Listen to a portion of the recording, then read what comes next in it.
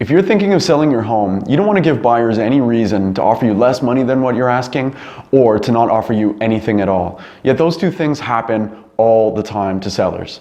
In today's video, I'm going to tell you one of the reasons why that happens and what I think you can do to avoid it happening to you. So in episode 18, I identified the 3 most important questions that I think you should be asking multiple realtors when you're going through the interview process in order to select who you should be working with.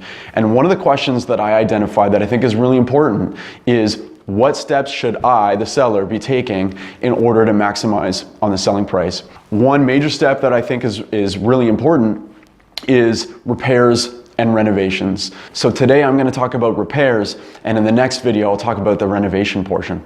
There's 2 ways I think you can go about doing the repairs in your home. One way is this.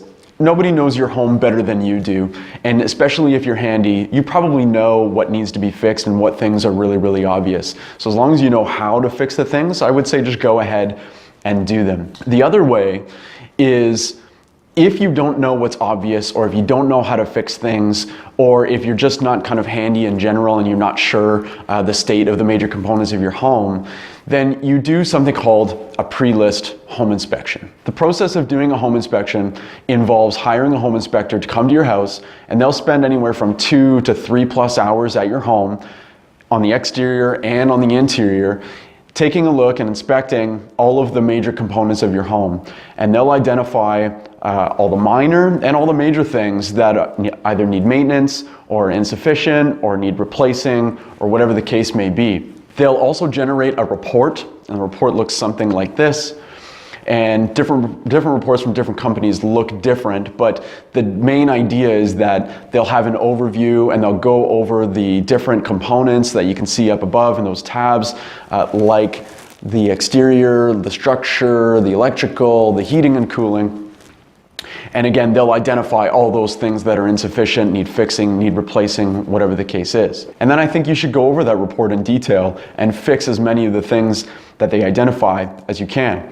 Now I'm going to put my money where my mouth is and tell you that last year I sold a property of my own, and I knew approximately when I wanted to list, and I had a home inspection done well in advance of that time. And they identified a bunch of things, some minor, some fairly major, that needed to be done. And so I went ahead and fixed all of the things, bought new parts, whatever it was that I needed to do. And then I created this, a home inspection checklist, if you will, that basically when I handed off a copy of the home inspection to potential buyers, they could see all the things that the home inspector identified, but then they could also see all the remedies that I took to those things. And I also provided copies of receipts and warranties so that I could make the buyer feel at most ease as possible about the various things that had happened in the house or that were going on with the house, and that I had taken steps to fix and remedy. Now let's say some major stuff comes up in your home inspection. Let's say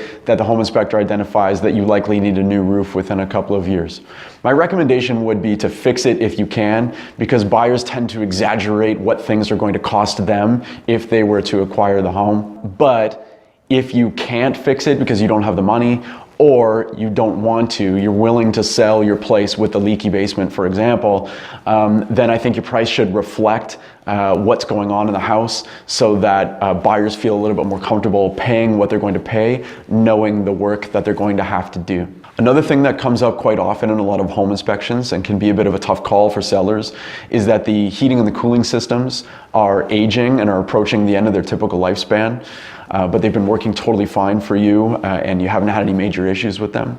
You may want to consider calling in an HVAC specialist to fully inspect the units and to give their opinion in terms of how much longer, how much life the units may have, and see if you can, I don't know if they would, but see if you can get them to put their opinion in writing, or at least if they would have a recommendation as to what you should do in terms of replacing or getting new units that are rentals or whatever the case is. So that's one strategy that I think you can employ in order to maximize on your selling price.